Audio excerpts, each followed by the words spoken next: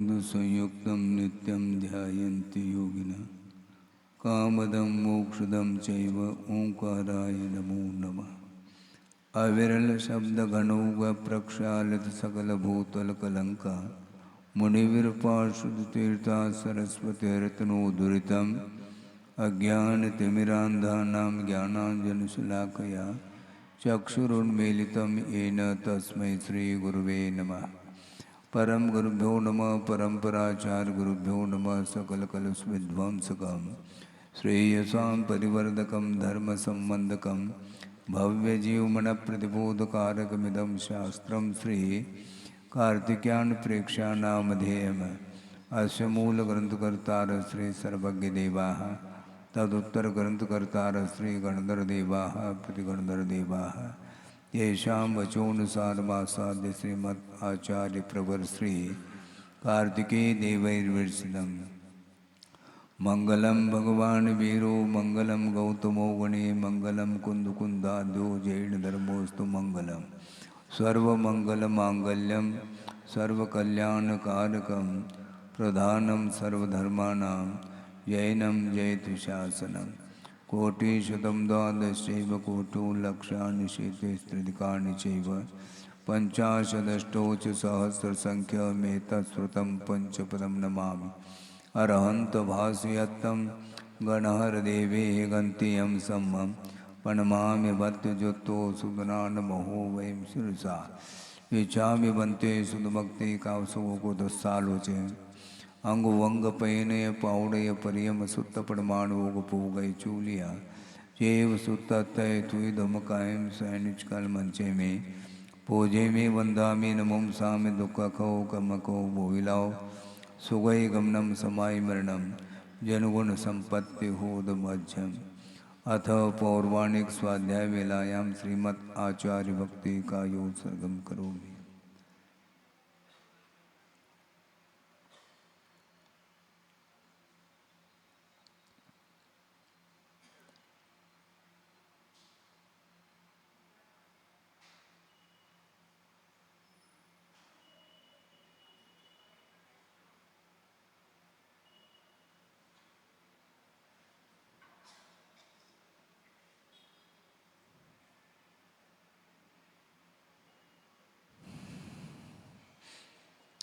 श्रुतजलधिपारगेभ्य स्वपरमत विभावना पुटुमतिभ्य सुचरितपूर्णदेभ्यो नमो गुरुभ्यो गुणगुरुभ्य छत्तीस गुण समग्रे पंचम्याचार करण संदर्शे शेषानुग कुशले धम्मायरे सदा वंदे गुरुभक्त संयमेन तरंत संसार सायरं घोरं छिन्नन्ते अट्टकं मम जन्मन मरणं न पावेन्ते ये नित्यं व्रतमंत्र होम निरुता ध्यानाग्निहोत्राकुला षट्कर्मा विरता तपोधनदना साधु क्रिया साधव शील प्रावरणा गुण प्रहरणा चंद्रार्गतेजोदिका मोक्षद्वारकपाट पाटनवटाः प्रीणन्तु मां साधव गुरुव पान्तुनो नित्यं ज्ञानदर्शननायकाः चारित्राणं गम्भीरा मोक्षमार्गोपदेशकाः इच्छामि बन्ते आयुर्बते कावसोगो को दुस्सालवचे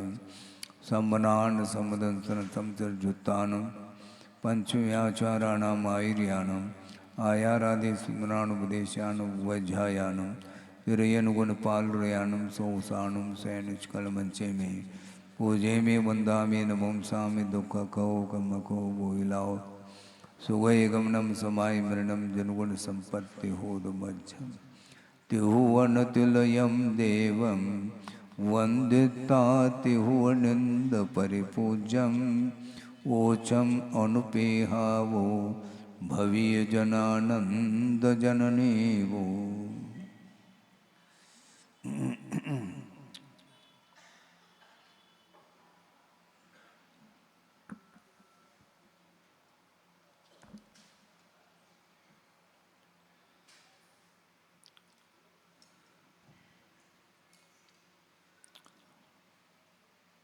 अशरण अनुप्रेक्षा का विषय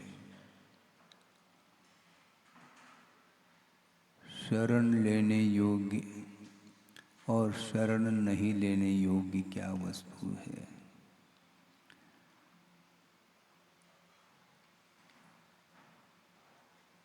साध्यभूत वस्तु क्या है, इसको पहले समझने की आवश्यकता है। साध्य किसको बोलते हैं?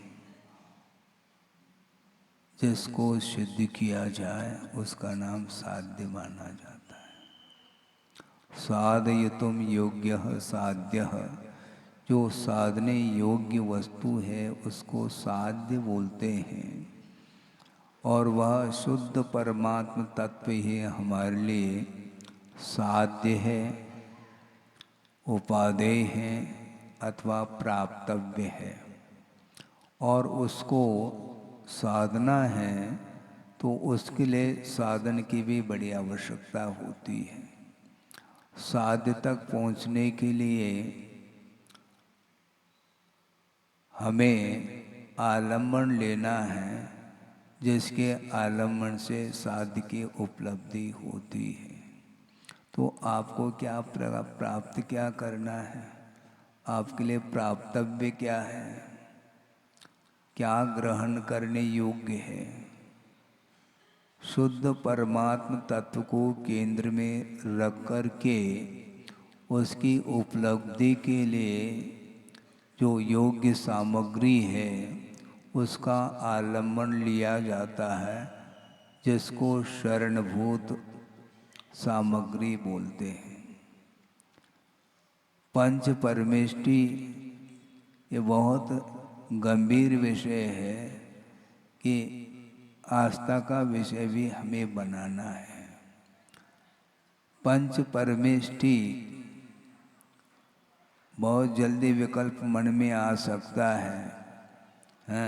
अच्छे बड़े बड़े जो विद्वान हैं उनके मन में भी विकल्प आ सकता है स्वाभाविक रूप से। पंच परमेष्टि हम एक प्रकार से आपके सामने एक प्रश्न के रूप में रख रहे हैं। आपकी क्या विचारधारा है इसको समझने की अपेक्षा से। पंच परमेष्टि, क्योंकि इसके पहले हम ये आपके सामने भूमिका बना रहे हैं कि जानने योग्य पदार्थ जो होते हैं उसको ज्ञेय बोलते हैं। और जानने योग्य तो अनंतानंत पदार्थ हैं, उसका कोई अंत तो है नहीं। किंतु उन ज्ञेयभूत पदार्थों में उपादेय अर्थात ग्रहण करने योग्य भी पदार्थ हैं, छोड़ने योग्य भी पदार्थ हैं। और इसके अलावा और क्या है? उपायभूत सामग्री है। जानने योग्य पदार्थ को तो आपने आगम के माध्यम से जान लिया, जिसका जैसा स्वरूप है उसको उसी रूप में जानने का नाम सम्यक ज्ञान बोला है। और उसमें पदार्थ की जानकारी स्वरूप की अपेक्षा से आपको हो गई है, तो उसमें ग्रहण करने योग्य कौन सा पदार्थ है? सुनो, जीव तत्व तो है, अनंतानंत जीव है, सब प्राप्तव्य है। क्या समझ, ये जल्दी ना करें, धैर्य रखना चाहिए। ग्रहण करने योग्य क्या वस्तु है ये पूछा जा रहा है।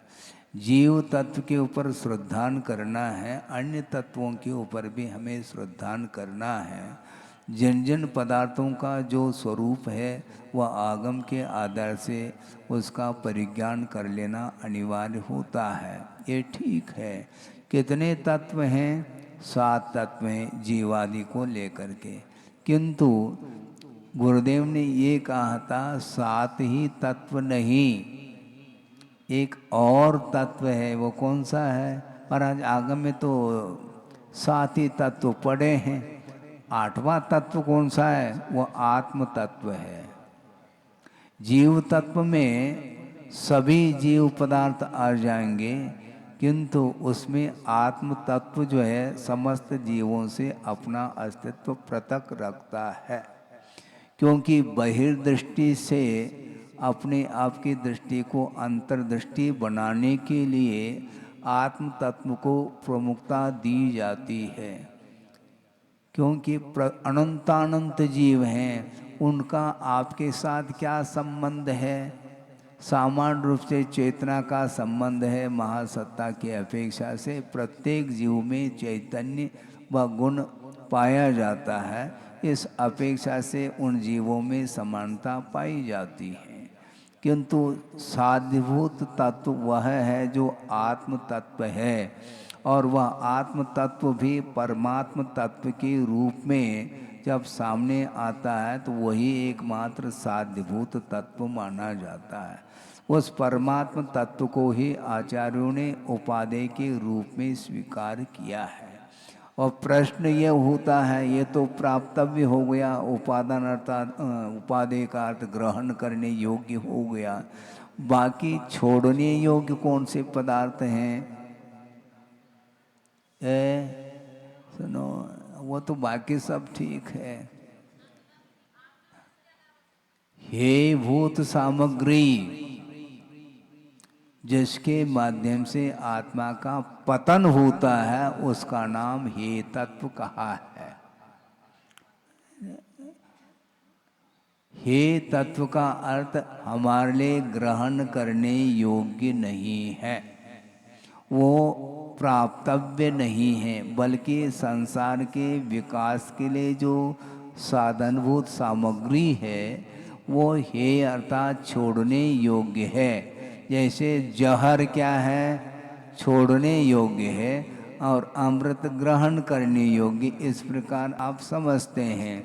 इसी प्रकार परमार्थ क्षेत्र में ग्रहण करने योग्य तो शुद्ध परमात्म तत्व है, उसको उपलब्ध करना है।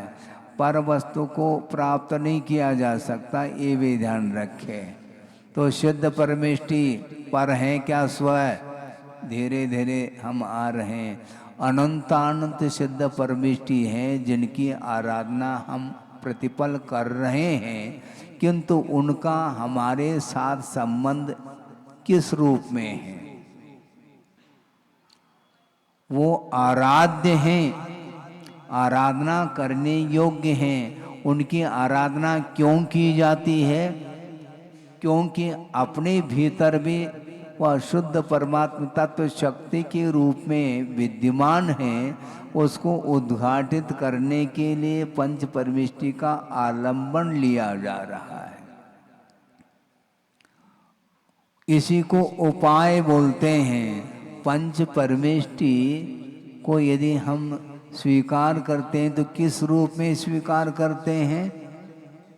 उपाय के रूप में, उपादेय के रूप में नहीं। अच्छी धारणा तो बना, अच्छी धारणा बना लो, क्योंकि ये साधनभूत सामग्री है। पंच परमेष्टि शरण लेने योग्य हैं। वो हमसे भिन्न है क्या? भिन्न है, भिन्न है। भिन्न होते हुए भी उनका आलम्बन इसलिए लिया जा रहा है क्योंकि वो स्वभाव की ओर उनकी दृष्टि है, और पंच परमेष्टि में शुद्ध परमेष्टि स्वभाव का अनुभव कर रहे हैं, इसलिए उनका आलम्बन लिया जाता है। और अन्य भी जो चार परमेष्टि हैं वे भी शुद्ध परमात्मा तत्व की ओर ही जा रहे हैं, इसलिए उनका भी आलम्बन लिया जाता है। तो शरण लेने योग्य जो पदार्थ हैं वो प्राप्तव्य नहीं, किंतु वह प्राप्त करने योग्य जो शुद्ध परमात्मा तत्व है, वहाँ तक पहुँचाने के लिए वह साधनभूत सामग्री है। और हे का अर्थ जिन पदार्थों के माध्यम से आत्मा का पतन होता है, उत्थान नहीं होता है, उसको हे भूत सामग्री बोलते हैं। इस प्रकार हे उपादेय ज्ञेय और इसके साथ साथ उपायभूत साधनभूत सामग्री। तो पंच परमेष्टि की आराधना हमें हर पल करना है। वे ही हमारे लिए शरणभूत हैं, उनके शरण हमें जाना है। उसके बिना हमारा कल्याण संभव नहीं है। इसलिए यहाँ पर अशरण अनुप्रेक्षा का वर्णन चल रहा है। कि हमारे लिए शरणभूत कौन है, पंच परमेष्टि हैं, उसके माध्यम से हमारा उत्थान होता है, हमारी उन्नति होती है, विकास होता है। संसार से ऊपर उठने के लिए, बंधन से मुक्त होने के लिए ये साधनभूत हैं। इस प्रकार मान कर के उनकी आराधना हमें करनी चाहिए। किंतु संसारी प्राणी आराधना कर तो रहा है, किंतु आराधना करने के उपरांत भी लक्ष्य तक अभी तक क्यों पहुंच नहीं पाया, ये प्रश्न खड़ा है हम और आपके सामने। आप पंच परमेष्टि की आराधना करते हैं क्या? नहीं करते ही महाराज, हर पल कर रहे हैं। ठीक है, कब से करते आए हैं? अनादिकाल से। हाँ, तो अनादिकाल से आप आराध्य की आराधना कर रहे हैं, अभी तक आप आराध्य क्यों नहीं हो पाए? बहुत बड़ा प्रश्न है। भगवान की भक्ति आप कर रहे हैं, भगवान की पूजा कर रहे हैं, भगवान की उपासना कर रहे हैं, भगवान की आराधना कर रहे हैं, इसके बावजूद भी आप आराध्य अभी तक क्यों नहीं हो प्राप्त कर पाए हैं? आपके अंदर क्षमता नहीं है क्या? क्षमता तो है, तो इसलिए लगाया जा रहा है कि हम वस्तुतः आराधना नहीं कर पाए अभी तक। क्या है? हाँ, इसीलिए पंच परमेष्टि की आराधना के पीछे आपका लक्ष्य क्या है, ये पूछा जा रहा है। आराधना आप उन्हीं की कर रहे हैं, करते हुए भी आप उसके साथ और क्या चाहते हैं? आप प्योर आराधना करो। बहुत अच्छी बात है कि आप दवाई लेते हैं। वैद्य आए हैं और उनका व्याख्यान भी यहाँ पर होगा। हम जल्दी समेट रहे हैं इस विषय को। हम ये पूछना चाहते हैं, किसी को रोग हुआ है और उस रोग को दूर करने के लिए दवाई की आवश्यकता पड़ती है, मैं मानता हूँ, किंतु दवाई लेने से रोग का निष्कासन होता है, ये बिल्कुल ठीक है। किंतु रोग आया, उसका उद्गम स्थान क्या है, रोग कहाँ से आया है, उस ओर भी दृष्टिपात करने की आवश्यकता है। रोग आया क्यों? असावधानी के कारण रोग आया है। यदि हम सावधानी के साथ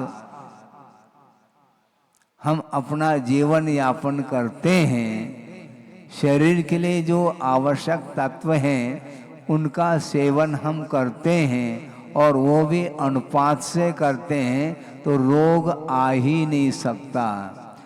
रोग प्रविष्ट हुआ है असावधानी के कारण।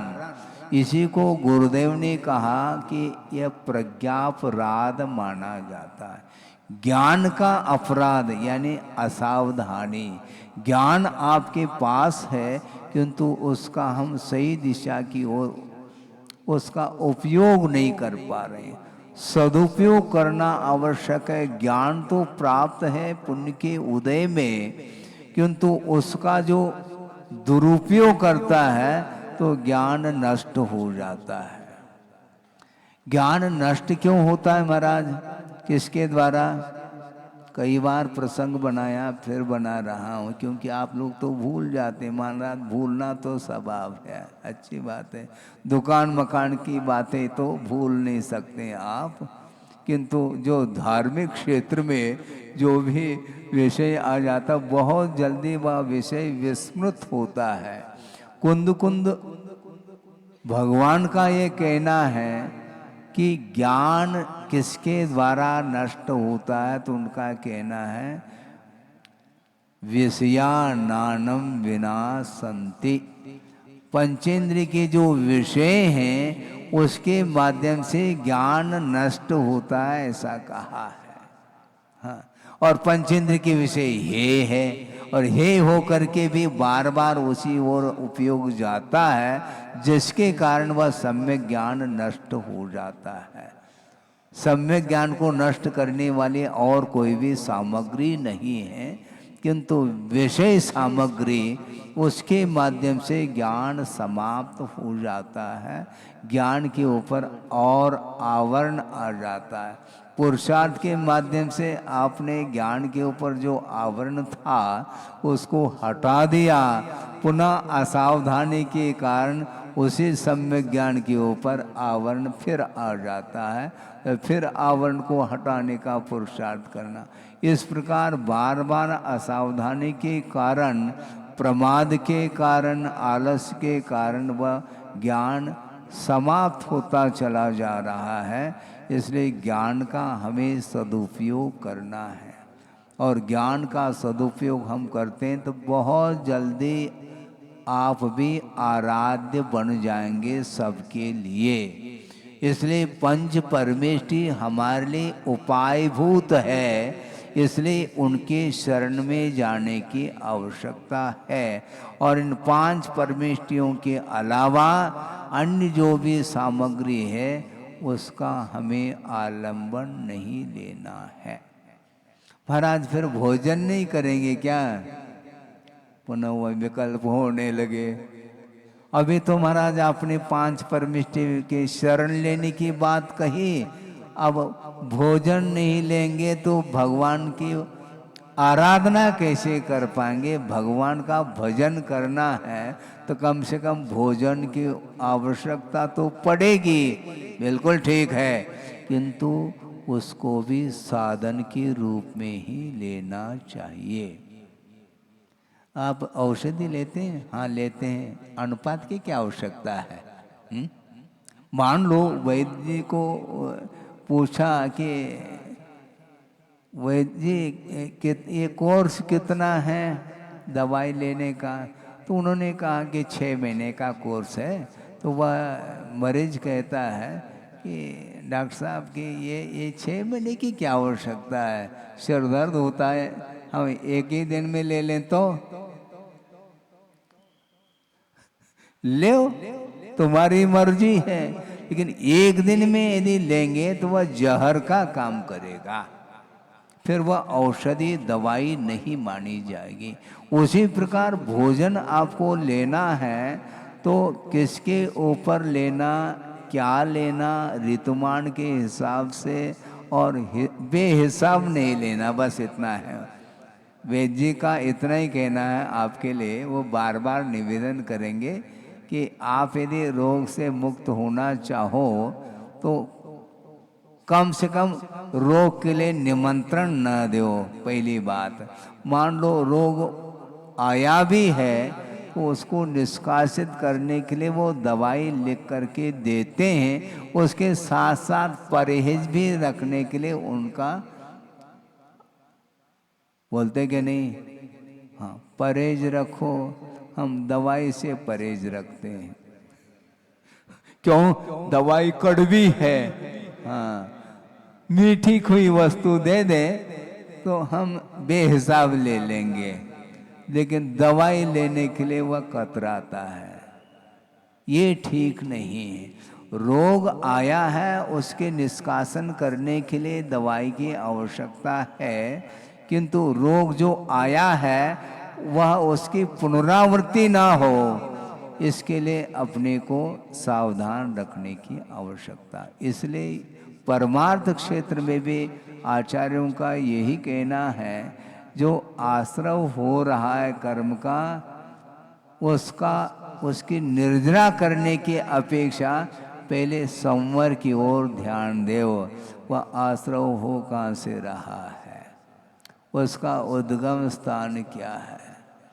हम पर पदार्थों से आकर्षित होते हैं और रागादिक भाव कर लेते हैं, उसके साथ स्वामित्व भाव हमारा बना रहता है। इस प्रकार विकारी भावों के माध्यम से, कालुष्य भावों के माध्यम से अथवा पापमय परिणामों के माध्यम से कर्म का अर्जन होता है, उसको रोकने की आवश्यकता है। और अज्ञान दशा में जो अर्जित कर्म है उसको निष्कासित करने के लिए पंच परमेष्टि की आराधना की जाती है। इसलिए पंच परमिष्टि की आराधना करने के पीछे उद्देश्य को भी हमें ध्यान में रखना होता है।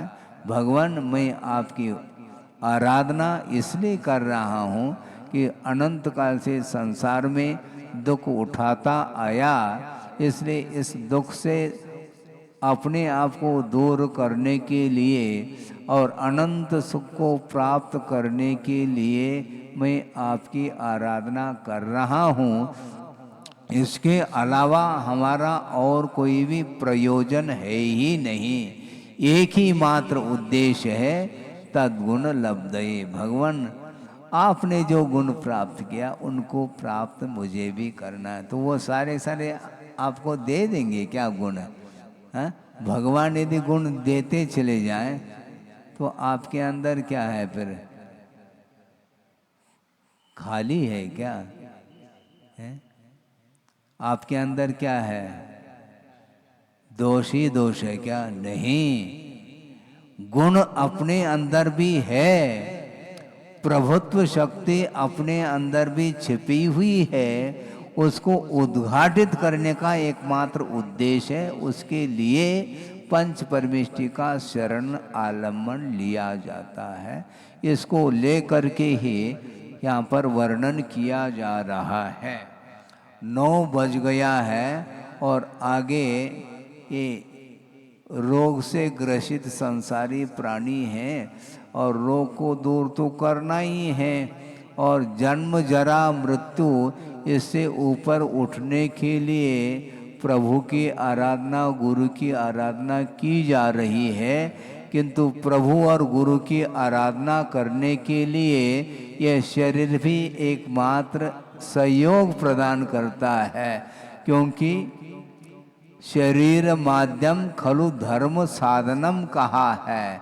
वस्तुतः धर्म की आराधना करने के लिए यह शरीर एक प्राथमिक साधन माना। सबसे प्रथम यदि कोई साधन है तो ये शरीर है, और शरीर निरोग रहेगा तो अच्छे ढंग से प्रभु की आराधना हम कर सकते हैं। इसलिए प्रभु की आराधना करने के लिए आपका जो शरीर है वह रुग्ण हो रहा है। रुग्ण क्यों हो रहा है? वह असावधानी के कारण हो रहा है, और असावधानी से दूर रह करके अपने को क्या खाना चाहिए, क्या पीना चाहिए, कितनी मात्रा में लेना चाहिए, सारा सारा सर्वांगीण विषय आगम में लिखा है, किंतु आप पढ़ते हैं नहीं। इसलिए आपको पढ़ाने के लिए एक वैद्य जी आए हैं और आपको अच्छे ढंग से, हाँ, सावधानी के साथ सुनिए उनका व्याख्यान, और मात्र सुनना नहीं। यदि आप अपने शरीर को निरोग रखना चाहते हैं धर्म ध्यान करने के लिए, तो शरीर को निरोग बनाने के लिए वो आपके लिए थोड़ा सा उद्बोधन देंगे, उसके माध्यम से आप लाभान्वित होंगे। इस प्रकार यहाँ पर ये विषय आचरण अनुप्रेक्षा का चल रहा है। समय समय पर इसका व्याख्यान भिन्न भिन्न गाथाओं के द्वारा होगा। इतना ही पर्याप्त समझता हूँ। बोधि समाधि परिणाम शुद्धि स्वात्मोपलब्धि शिव शोक सिद्धि चिंतामणिम चिंतित वस्तुदाने त्वां वंदमानस्य ममास्तु। परम पूजा आचार्य गुरुवर से विद्यासागर जी मुनि महाराज की जय।